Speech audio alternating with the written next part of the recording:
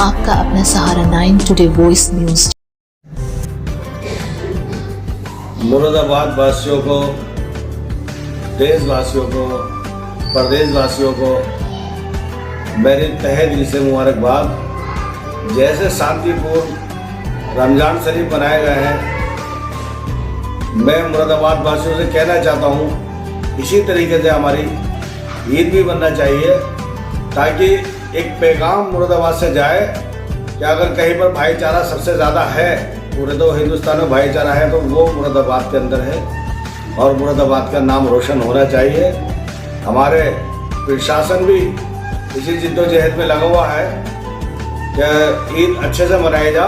तो इंशाअल्लाह ताला हम मुरादाबाद वासी इस बार ये बताएंगे कि ईद कितनी प्यारी मनाई गई है, और ईद के बाद में हम अपने जो हमारे दूसरे भाई हैं, हिंदू भाई, हम लोग खुद उनके घरों पर मिलने भी जाएंगे और इंशाअल्लाह ताला कोशिश करेंगे कि वो लोगों को बुलाया जाए, वो हमारे घरों पर भी आए, क्योंकि ये एक परिवार है। इस परिवार को हम कोशिश कर रहे हैं कि ये एक रहे, ना कि किसी बहकावे में आए। बहकावे में हर तरीके के लोग और हर जगह पर होते हैं, उनके बहकावे में ना आए। ईद अच्छे से मनाए। शासन को, प्रशासन को और मेरी तहे दिल से मुबारकबाद।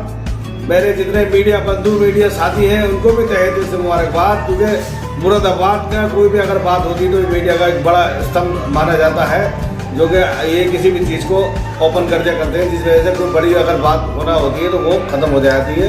तो इसलिए मीडिया वालों का बड़ा साथ रहता है और प्रशासन तो माशाल्लाह बहुत अलर्ट है।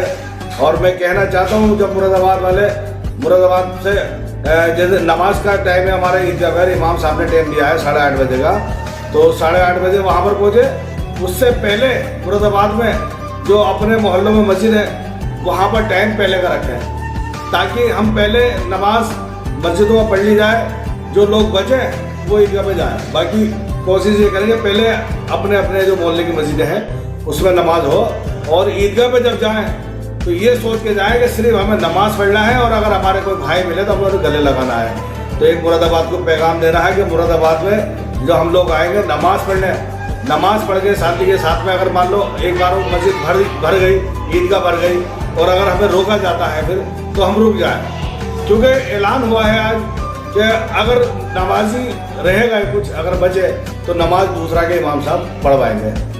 तो इसलिए कोई भी हाहाकार नहीं मचाए। अगर कुछ लोग अगर आपको रोकते हैं तो मेरे भाइयों, आप लोग रुक जाना और प्यार से उनकी बात समझना और प्यार से अपनी बात समझाना, क्योंकि ऐसा होता है कि मान लो जैसे किसी को कोई फ़ायदा उठाना है तो वो फ़ायदा उठा लेगा आपका। ये आप लोगों को सतर्क रहना है और एक मुरादाबाद को पैगाम पहुँचाना है जीत का, सच्चाई का, हक का, कि मुसलमान एक हक के साथ में है, तो मुसलमानों को दिखाना है, अपना बड़ा दिल करना है कि अगर कोई रोके हमें तो बिल्कुल रुकेंगे।